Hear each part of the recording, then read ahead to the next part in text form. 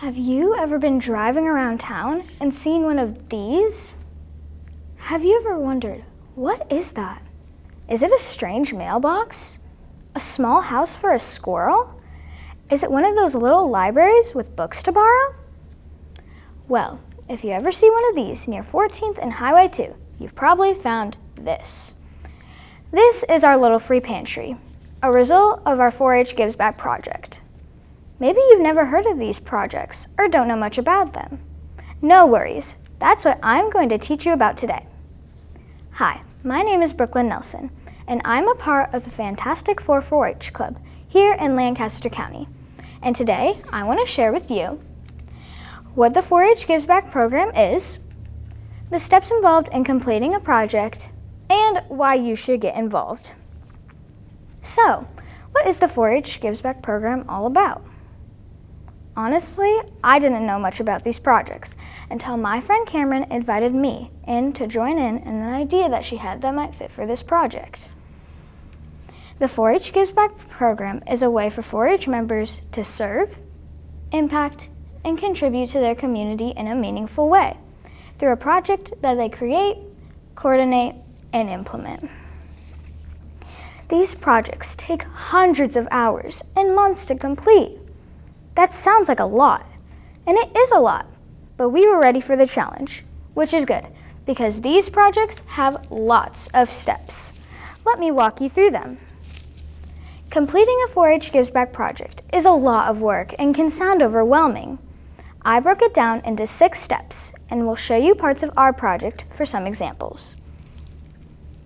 The 6 main steps of these projects are the idea, plan, propose, execute, present, and sustain. But it all starts with the idea, which is step 1. You or your group needs to identify a need in the community.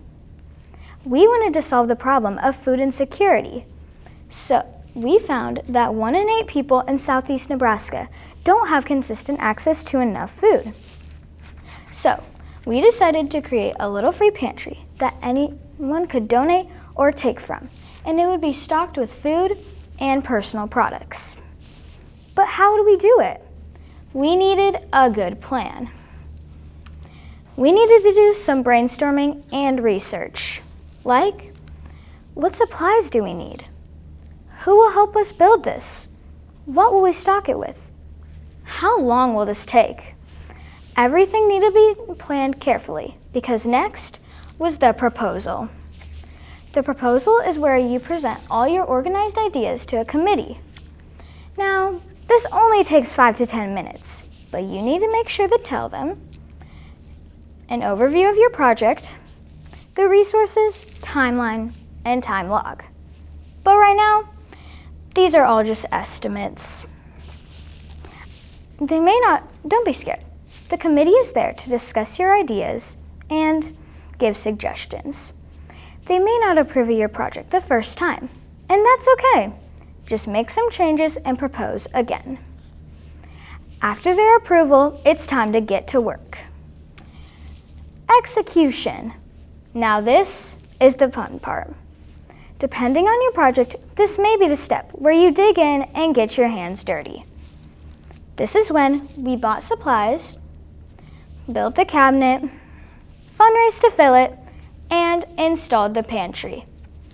This part of the project took us several months. We logged all of our expenses and time and took pictures along the way that we could use at the final presentation.